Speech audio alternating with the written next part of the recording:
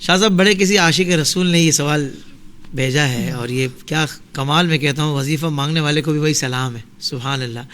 وظیفہ کس چیز کا چاہ رہے ہیں؟ یہ چاہ رہے ہیں حضرت بار بار مدینہ پاک کی حاضری ہوتی رہے، اس کے لیے کوئی وظیفہ ارشاد فرمائے۔ سبحان اللہ۔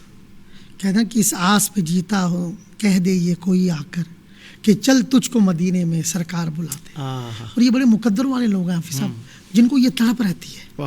کئی ایسے ہیں کروڑ پتی ہیں اور ان کو جانا نصیب نہیں ہوتا، دنیا گھومے ہوئے، ہاں دنیا گھومے ہوئے، پر وہاں نہیں گئے، لیکن ان کے پاسپورٹ پہ مدینے کی اسٹیمپ نہیں لگی۔ اللہ۔ اور ایک وہ بھی ہیں کہ غریب ہیں، کرائے کے مقام۔ حافظ صاحب میں ابھی پچھلے حج پہ تھے، یقین کریں ہمارے ساتھ ایک پٹھان صاحب تھے، وہ میں جیسی مینا عرفات سے پہلے نا تربیت کے لیے بیٹھتا وہ رونا شروع کر دیتے تھے۔ میں نے کہا یار خان صاحب ابھی ہم گفتگو کریں وہ رونے۔ میں نے ان سے پوچھا بابا جی آپ کیوں روتے، کے پی کے سے تھے؟ کہنے لگے شاہ صاحب میرا معاملہ بڑا عجیب ہے، اور یقین کریں کہ ہمیں اس کی بات سن کے ہمیں بھی رونا آ گیا۔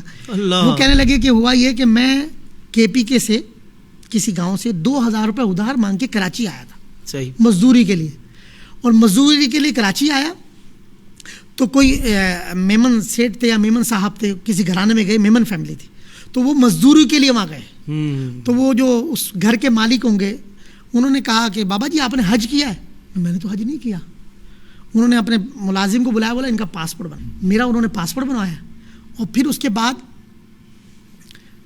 میرے پاس تو 2000 میں مانگ کے لایا تھا ادھار، مزدوری کے لیے آیا تھا حافظ صاحب۔ اور وہ کہتے ہیں کہ انہوں نے مجھے جب میرا پاسپورٹ بنا مجھے کہا کہ آپ حج کی تیاری کریں، کپڑے سلوائے میرے، حج کے لیے بیگ تیار کروایا، اور کہتے ہیں میں حج پر آ گیا۔ حافظ صاحب 14 لاکھ یا 13 لاکھ کا حج کا بجٹ تھا۔ آپ اندازہ لگائیں کہ 2000 کے پی کے سے ادھار مانگ کے وہ مزدوری پہ آیا تھا۔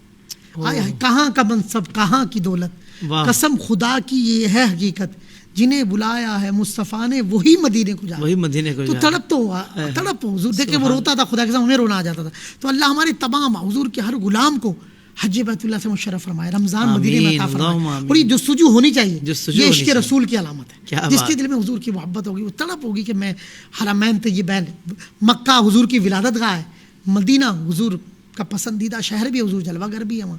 تو حافظ صاحب ایک بڑا بہترین وظیفہ ہے جس کے لیے اسباب بن جاتے ہیں کہ جب بھی آپ رات کو سوئیں باوضو سوئیں، اور درود پاک پڑھنا ہے آپ نے، صحیح 12 بار پڑھ لیں، اور جیسے ہی آپ سو کے اٹھیں گے آپ کو درود پاک پڑھنا ہے، صحیح سوتے وقت بھی درود پاک پڑھنا ہے، اور جب آپ بیدار ہوں گے آپ کو درود پاک پڑھنا ہے۔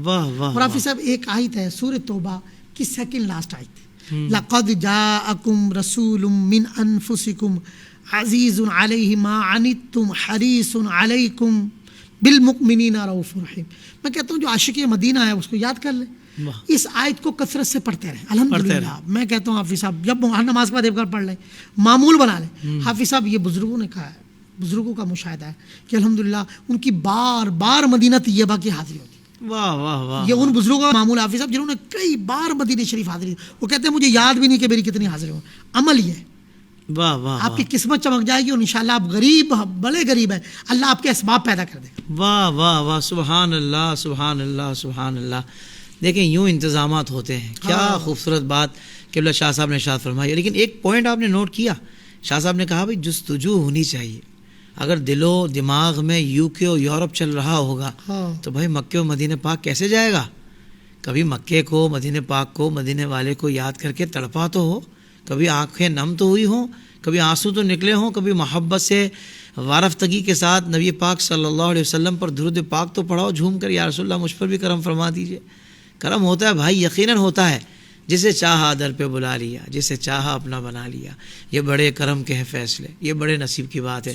اللہ تعالیٰ ہم سب کو عمل کی توفیق عطا فرمائے، بار بار حرمین طیبین کی بادب حاضری نصیب فرمائے۔